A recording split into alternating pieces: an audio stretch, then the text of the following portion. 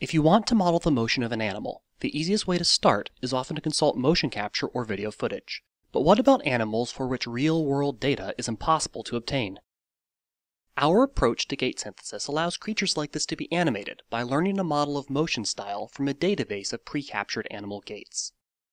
We start with a set of video footage capturing walking gaits for a range of different animals. This footage is obtained from online video sharing sites such as YouTube, Flickr Video, and a number of other sources. The data we use covers a range of 6 bipeds and 12 quadrupeds, with a variety of different shapes and sizes. We will use the gazelle as an example of how this data is processed. For each animal, we track a series of key points over the course of the video. A space-time constraints optimization is then solved to fit a physically valid gait cycle to the motion of these points. This gait cycle represents the ground truth gait for the animal. By pre-processing this motion database with a novel algorithm we call joint inverse optimization, the style of the gaits for which we have video footage can be transferred onto new animals. To illustrate the performance of our approach, the top left shows the ground truth motion for the gazelle, as extracted from video footage, while on the right, we show a gait automatically synthesized by our method. For comparison, we also show the results of 2 alternative techniques as described in the paper. Each of the synthesized gaits was created by excluding all data associated with the gazelle from our model, then resynthesizing its motion based only on the other remaining animals. Note how in the motion synthesized by kinematic interpolation, the gazelle does not lift its feet sufficiently off the ground. The 2 methods based on the interpolation of parameters found by inverse optimization perform better, but without joint inverse optimization, the gazelle's front knee inaccurately bends toward the end of its contact phase.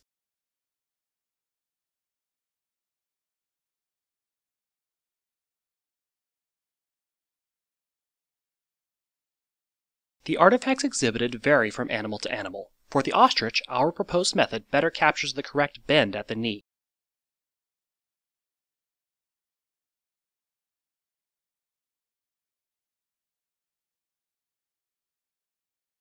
Here, without joint inverse optimization, the giraffe's front knee doesn't bend during its swing phase.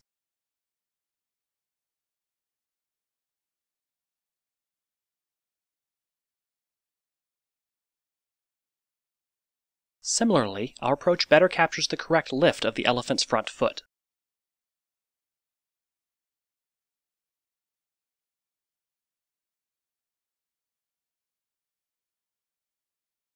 Because our technique does not require any motion data for an animal in order to synthesize a gait for it, it can be applied to recreating the gaits of extinct creatures. Here, we show the motion synthesized by our method for a range of different extinct mammals and land birds.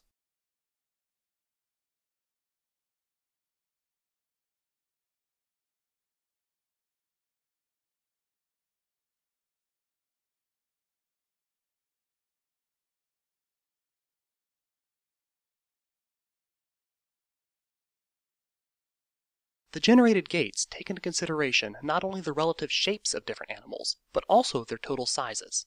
This is illustrated here on a series of 3 different dinosaurs, which have been constructed to differ only in their sizes.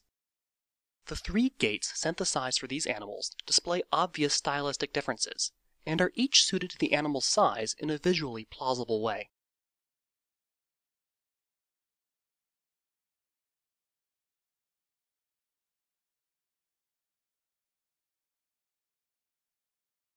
We show this same phenomenon on 4 quadrupedal dinosaurs, each created by scaling the model for a triceratops to match the size of several other dinosaurs. In this example, compare the motion of the triceratops in back to that of the protoceratops in front. These 2 gaits differ in a way which visually captures the effects of the triceratops' significantly larger mass.